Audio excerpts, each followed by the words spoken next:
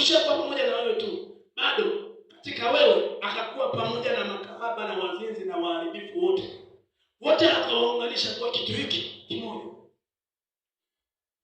Kama ukifuatilia utumwa wa makanisa unaiona Roma kuja inanyambuka mpaka makanisa yanakuwa mengi.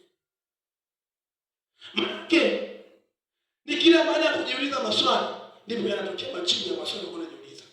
Kwa kama hilo swali ni baya, wewe ndio ukipata jibu lake litakuwa baya. Bwana Yesu asifiwe. Amen. Nini nataka kusema? Nafasi ambayo Mungu amekupa ndani ya familia, nafasi ambayo Mungu amekupa ndani ya kanisa, nafasi ambayo Mungu amekupa ndani ya jamii, nafasi ambayo Mungu amekupa ndani ya Tanzania, angalia unapunguza au unaongeza.